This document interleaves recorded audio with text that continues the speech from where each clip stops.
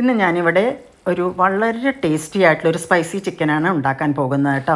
അതിലേക്ക് ഞാനിവിടെ ഒരു 650 to 700 ഗ്രാം ചിക്കനാണ് എടുത്തിരിക്കുന്നത്. അപ്പോൾ നമുക്ക് അതിലേക്ക് ആദ്യം ഒരു മസാല തയ്യാറാക്കണം. അതിന് 2 ടേബിൾ സ്പൂൺ മല്ലി, പിന്നെ എരിവിന് പാകത്തിനുള്ള മുളക് കേട്ടോ. ഓരോരുത്തരുടെ എരിവും ഓരോ വിധമാണ്, അതാണ് ഞാൻ അങ്ങനെ പറയുന്നത്. ഞാൻ കാശ്മീരിയും മറ്റേ മുളകും കലർത്തിയിട്ടാണ് എടുത്തിട്ടുള്ളത്. പിന്നെ ഒരു 8 to 10 കാഷ്യൂ, ഒരു 8 to 10 ബദാം, പിന്നെ ഗരം മസാല. ഇതിൻ്റെ അളവ് ഞാനിവിടെ കൊടുക്കാം. ഇത് നന്നായിട്ട് ചുവപ്പ് കളറായിട്ട് വറുത്ത് നല്ല സ്മെല്ല് വരുമ്പോൾ മാറ്റി വയ്ക്കുക. എന്നിട്ട് ആ കടായിലേക്ക് തന്നെ ഞാൻ ഒരു വലിയ ഉള്ളിയും ഒരു തക്കാളിയും കൂടിയിട്ട് ഒന്ന് നന്നായിട്ട് വഴറ്റിയെടുക്കുന്നുണ്ട്. എന്ന ശേഷം ആദ്യം നമ്മൾ വറുത്ത് മാറ്റി വെച്ചത് ഒരു ജാറിലേക്കാക്കി അത് നന്നായി പൊടിച്ച ശേഷം ഈ ഉള്ളിയും തക്കാളിയും കൂടി ഇട്ടിട്ട് നല്ലോണം ഒന്ന് അരച്ചെടുക്കുക.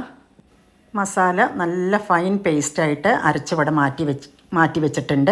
ഇനി നമുക്ക് അതേ കടായി തന്നെ അടുപ്പത്ത് വെച്ച് അതിലോട്ട് കുറച്ച് വെളിച്ചെണ്ണ ഒഴിച്ച് ചൂടാവുമ്പോൾ ഒരു വലിയ ഉള്ളി കട്ട് ചെയ്ത് വെച്ചത് ഇതിലോട്ടിടുക.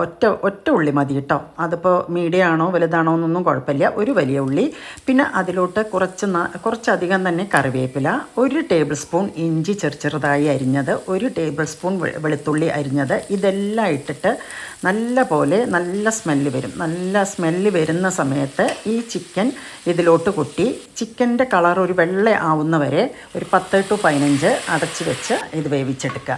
അടി പിടിക്കാൻ പാടില്ല, ഇടയ്ക്കിടയ്ക്ക് ഇളക്കി കൊടുക്കുക. ഇനി ഇതിലോട്ട് കുറച്ച് മഞ്ഞൾപ്പൊടി ഇടുക കേട്ടോ. ഉപ്പ് ഇടണമെന്നില്ല, ഇട്ടതുകൊണ്ട് കുഴപ്പമില്ല, പക്ഷേ കുറച്ചുകൂടി ഒന്ന് വെന്ത് വരില്ലേ, അപ്പിട്ടാൽ മതി. എന്നിട്ട് ഇത് ഞാനിവിടെ അടച്ച് വയ്ക്കുകയാണ്. ഏകദേശം ഒരു 15 മിനിറ്റിന് ശേഷം ഞാനത് തുറന്ന് നോക്കിയപ്പോൾ ഈ പരുവായിട്ടുണ്ട്. അപ്പോൾ നമ്മൾ ആ മസാല അതിലോട്ട് ഒഴിക്കുക കേട്ടോ. മസാല ഒഴിക്കുമ്പോൾ പാകത്തിന് വെള്ളവും, ഇത് അധികം വെള്ളം മാതിരിയല്ല, എങ്കിലും ഈ ചിക്കൻ ഒന്നുകൂടി വേവണമല്ലോ. അപ്പോൾ നമ്മൾ ഏകദേശം ഒരു 15 മിനിറ്റല്ലേ വെച്ചിട്ടുള്ളൂ. അതിനനുസരിച്ചുള്ള വെള്ളം ജാറ് കഴുകിയിട്ട് ഇതിലൊഴിക്കുക. ആ സമയത്ത് നമ്മൾ ഉപ്പ് നോക്കുക, പാകത്തിന് ഉപ്പിടുക. ഉപ്പിടാൻ മറക്കരുത്. ഞാനിതിൽ ഉപ്പിട്ടു കേട്ടോ, അതിൽ വീഡിയോയിൽ പെട്ടിട്ടില്ല. ഇനി നമുക്ക് ഒരു 15 മിനിറ്റ് കൂടിയിട്ട് അടച്ച് വെച്ച് വേവിക്കുക. ഇടയിലൊന്ന് ഇളക്കി കൊടുക്കുക. ഞാനിപ്പോൾ ഇതൊന്ന് തുറന്ന് നോക്കിയപ്പോൾ എനിക്കിത് വേവണമെങ്കിൽ ഒരു ലേശം കൂടി വെള്ളം ഒഴിക്കണം തോന്നി. അപ്പോൾ ഞാൻ കുറച്ച് ചുടുവെള്ളമാണ് കേട്ടോ, ഇതിലേക്ക് കുറച്ചുകൂടി ചുടുവെള്ളം ഒഴിച്ചു. അതൊക്കെ നിങ്ങളുടെ പാകത്തിന് നോക്കിയിട്ട് ചെയ്യേണ്ട കാര്യമാണ്. അപ്പോൾ നമ്മുടെ കറി ഒന്ന് തുറന്ന് നോക്കാം കേട്ടോ. അപ്പോൾ കറി നല്ല പോലെ ആയിട്ടുണ്ട്. നല്ലൊരു സ്മെല്ലും വരുന്നുണ്ട് കേട്ടോ. നല്ല സ്മെല്ലെന്ന് പറഞ്ഞാൽ നല്ല എന്താ പറയുക, ഇപ്പം തന്നെ കഴിക്കാൻ തോന്നുന്ന തരത്തിലുള്ള സ്മെല്ലാണ് വരുന്നത്.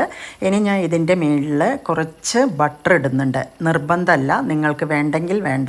ഞാൻ കുറച്ചുകൂടി ടേസ്റ്റ് കൂട്ടുക എന്നുള്ള ഉദ്ദേശമുള്ളൂ. നമുക്ക് ഇതിൻ്റെ മുകളിൽ ബട്ടർ ഇടാം, അല്ലെങ്കിൽ മിൽക്ക് ക്രീം ഇടാം. പിന്നെ നമ്മുടെ ഇഷ്ടത്തിനനുസരിച്ച് കേട്ടോ, ഇടണമെന്ന് നിർബന്ധമില്ല. പിന്നെ ഞാൻ ഇതിലേക്ക് മല്ലിയിലയ്ക്ക് പകരം കസൂരി മേത്തിയാണ് ഇടുന്നത്. വേറൊരു ഫ്ലേവർ ആയിരിക്കും. അപ്പം മല്ലിയില, കറിവേപ്പില ഇതിലേതെങ്കിലും നിങ്ങൾക്ക് തിരഞ്ഞെടുക്കാം. അപ്പോൾ ഈ കറി ഇഷ്ടമായാൽ എൻ്റെ ചാനൽ ഒന്ന് സബ്സ്ക്രൈബ് ചെയ്യുക, ലൈക്ക് ചെയ്യുക, കമൻറ്റ് ചെയ്യുക, ഷെയർ ചെയ്യുക. Thank you for watching.